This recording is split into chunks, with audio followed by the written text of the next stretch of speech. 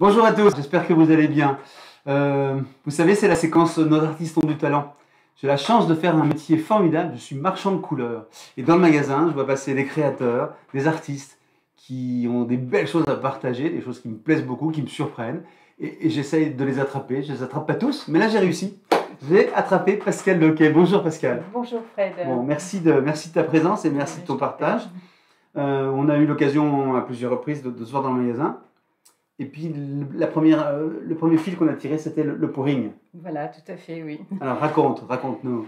Disons que à la base, je suis une artiste depuis plus d'une vingtaine d'années maintenant. D'accord. Je travaille beaucoup sur toile, que ce soit de l'acrylique, que ce soit de la peinture à l'huile et autres. Et depuis quelque temps, j'ai voulu m'aventurer un petit peu vers d'autres techniques, notamment donc le pouring. Le pouring qui peut se faire aussi bien sur toile, mais également sur verre. Voilà. Et voilà, et c'est ce qui m'a intéressé. Alors, c'est un des premiers visuels, on va voir plein de tes œuvres, tes créations. Mais là, c'est le mélange que tu fais entre plusieurs supports et la même technique et la même couleur. Voilà, tout à fait. Je trouve ça vraiment très intéressant, d'autant plus que quand on effectue du pouring sur verre, il y a énormément de coulées et j'utilise donc la toile en support qui permet en effet de, quelque part, de récupérer les mêmes teintes. Super. Et de faire une jolie petite toile en même temps. Parce qu'on a beaucoup de...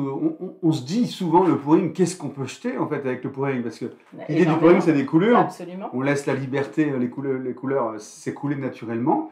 Et là, on en perd plein. Mais là, tu n'en perds pas, toi. Tu refais une toile là. Tout à fait, absolument. Ah, c'est génial. Il n'y a pas de perte. Ça m'a beaucoup plu. Alors, on va défiler derrière nous un petit diaporama, si tu veux bien, de tes créations. On commence par celle-là. Et puis, et donc, on a une série, j'espère que ça va fonctionner. Ça n'a pas l'air de s'ouvrir. C'est les magies du direct, qui n'est pas un direct d'ailleurs. Voilà, si. Donc, même esprit, dans le même esprit, c'est ça? Absolument, tout à fait. C'est du verre? Alors, c'est du verre. Ce sont des vases en verre.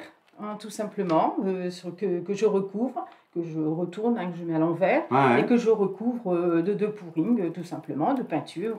Et après, ça tient. Et après, voilà, tout à fait. Ça s'écoule pendant un petit moment, et puis ensuite, ça sèche, et ça fait des effets. Je les vernis également pour qu'ils puissent bien retenir la peinture, mais ça donne un effet vraiment magique. D'accord, c'est cool. Ce qui n'est pas cool, c'est le temps. Voilà.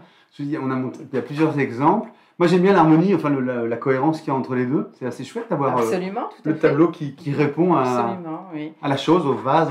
Je me suis amusée à intituler justement ces toiles du nom de certaines pierres, parce que quelque part, certaines ont des couleurs de pierres semi-précieuses, et j'ai trouvé que c'était relativement intéressant. Super, c'est très très chouette. Alors, on va basculer maintenant, peut-être tout de suite ou juste après, sur ce qui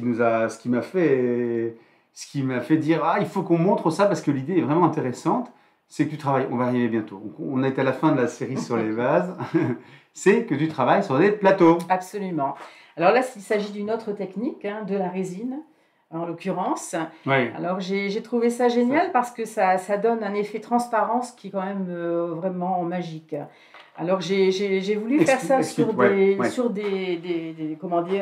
tableaux, enfin pas des tableaux, sur des plateaux, pardon.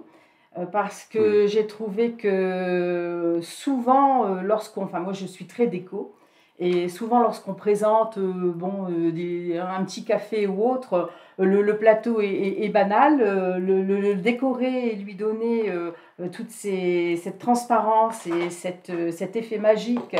Je trouve ça vraiment génial. C'est des pièces uniques à chaque fois. Ce sont des pièces uniques forcément, puisqu'on ne peut pas, on ne peut pas prévoir à l'avance l'effet que ça donnera. Okay. Donc il y a un mélange de couleurs que j'effectue directement dans la résine. C'est ça. Là, on va reprendre pas à pas, mais comment tu fais? Tu pars de quoi? Parce que c'est ça le truc qui est sympa. On peut regarder d'autres travaux pendant que tu nous expliques. Regarde. Alors, vas-y, résine. Alors, je prépare donc dans un vase doseur la quantité de résine qui diffère en fonction de la taille du plateau, bien entendu. Résine de glaçage. Et ensuite de cristal. Résine cristal, d'accord. Totalement. Et ensuite, je distribue cette résine dans différents petits verres transparents, de façon à pouvoir y intégrer des pigments. Moi, j'utilise plus des pigments que de l'encre, parce que je trouve que les pigments renforce malgré tout la couleur, alors que l'encre joue un effet un peu trop transparent à mon goût. D'accord. Donc j'y mets Il y a quelques plus de pigments. force dans les pigments. Il y a beaucoup plus de Quelques force. pigments, regarde, c'est fort quand même. Voilà. Et comment dire, en fonction bien entendu des couleurs que je souhaite mettre, je mets plus de teintes comment Oui. dire. Tu choisis ta palette, Voilà, quoi. Ouais. Comme si tu peignais. Absolument, je mélange. Alors tu mélanges quoi? Je mélange donc chaque pigment dans chaque Oui, petit d'accord, ça, verre. ok. Et ensuite, une fois que j'ai terminé ça, tout le travail est dans la répartition, bien entendu, de la couleur directement dans le plateau. sur ce plateau. Voilà. Et donc ça s'harmonise comme c'est une résine. Alors ça, bien sûr, ça s'écoule au travers du plateau. Et ensuite, j'utilise mon accessoire miracle, le sèche-cheveux. D'accord. Ce sèche-cheveux me permet en effet de répartir les teintes. Leur donner la forme que tu veux. Voilà, totalement. Et puis je termine souvent en y mettant justement des petites touches de couleurs supplémentaires, notamment le doré que j'aime intégrer sur ces plateaux. Des pigments aussi? Ce sont des pigments, tout est pigment. On ne peut pas mettre de toute façon d'eau, donc forcément, ou ce sont des encres ou ce sont des pigments. Et là, donc, je préfère en effet, et là c'est la même chose pour le doré, j'utilise également les pigments que je répartis, donc, et je peux les travailler en effet avec un pinceau, avec une petite spatule, de façon à y faire des effets. Alors, ce qui est amusant, ce que j'adore, c'est qu'une fois que j'ai terminé le travail, je recouvre pour éviter que la poussière ne vienne se coller à la résine. Pensez-y, ouais. Et le lendemain, lorsque je viens découvrir le plateau, généralement, il y a des effets chimiques qui se sont produits qui font que on a des formes, des choses qui apparaissent qui n'étaient pas à l'origine. Et j'ai trouvé ça vraiment génial parce que bon, je découvre, comme sur certains de mes plateaux, des arbres, des choses vraiment qui donnent un effet magique. C'est chouette comme technique. C'est vraiment une technique du free art voilà. qu'on ne maîtrise pas totalement. Ah, tout à fait. Mais ce qui est bien, ce que je voulais partager avec notre public aujourd'hui, c'est que le fait de le travailler dans un plateau, la zone elle est contrainte.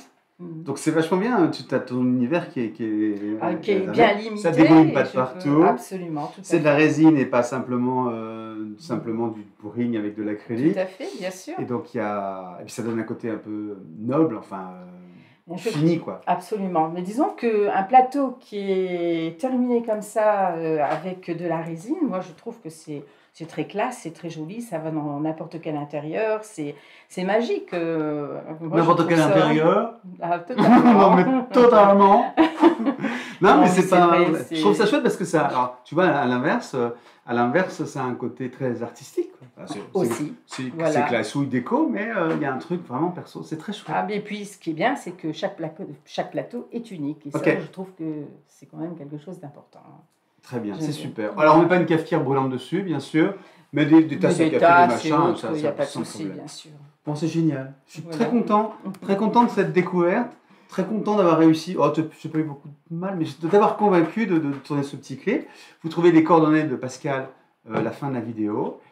Si besoin, voilà, pour développer son petit business, c'est toujours intéressant de faire un petit peu de pub. Et puis vous, pourquoi pas, inspiration, allez-y, lancez-vous.